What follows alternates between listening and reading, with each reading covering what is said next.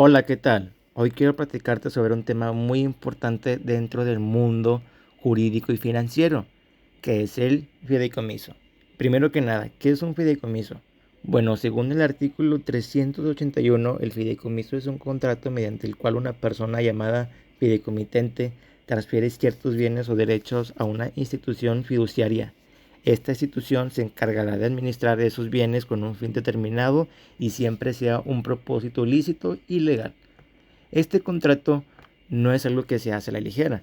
Para que sea válido debe constar por escrito, como lo establece el artículo 387, y se trata de bienes inmuebles. Tiene que registrarse en el registro público de la propiedad para que tenga efectos legales frente a terceros. Esto lo indica el artículo 388, y si son bienes muebles, entonces se escriben en el registro único de garantías mobiliarias, como lo dice el artículo 389. Ahora bien, ¿quiénes pueden intervenir en un fideicomiso? Existen tres principales: el fideicomitente, el fiduciario y el fideicomisario. El fideicomitente, como ya mencioné, transfiere los bienes, pero no cualquiera puede hacerlo. Solo pueden hacerlo aquellas personas que tengan la capacidad legal para transmitir la propiedad, de acuerdo con el artículo 384.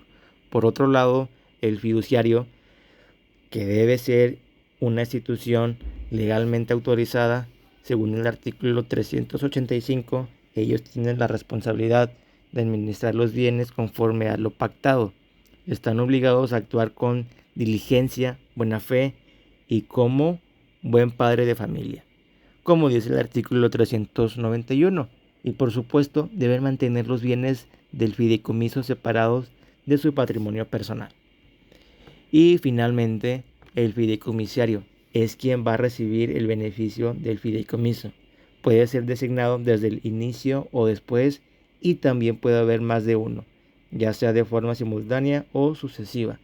Esto se explica en el artículo 382 y el 383. Además, si el fiduciario no cumple con su obligación, el fideicomisario tiene el derecho de exigir su cumplimiento o incluso impugnar actos realizados de mala fe, según el artículo 390. Y también es importante mencionar que puede formar parte del fideicomiso. El artículo 386 dice que puede incluir todo tipo de bienes y derechos, excepto los estrictamente personales. Pero si el fideicomiso se crea con la intención de defraudar a terceros, puede declararse nulo. Ahora hablemos de cómo se extingue un fideicomiso.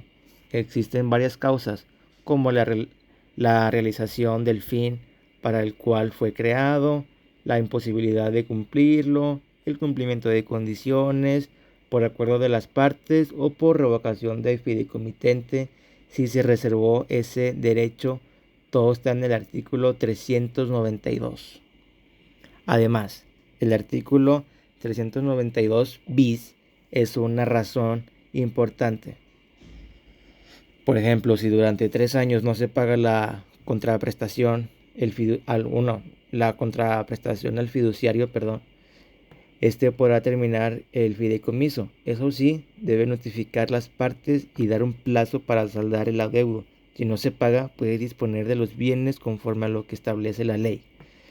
Una vez que el fideicomisario termina los bienes, se devuelven al fideicomitente o fideicomisario, como lo establece el artículo 393. En caso de conflicto sobre a quienes deben regresar los bienes, un juez será quien decida.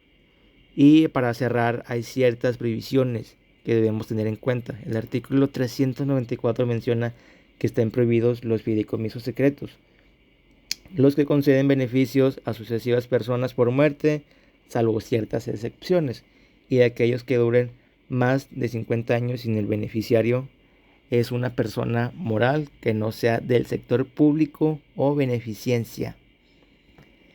Y con esto pues podemos ver que el fideicomiso es una figura legal compleja, pero muy útil. Permite proteger y administrar bienes de forma segura y ordenada, siempre que se cumpla con la ley. Espero que esta explicación les haya ayudado y entender mejor cómo funciona y por qué es relevante en el ámbito legal y financiero y así tomarlo al día a día. Muchas gracias.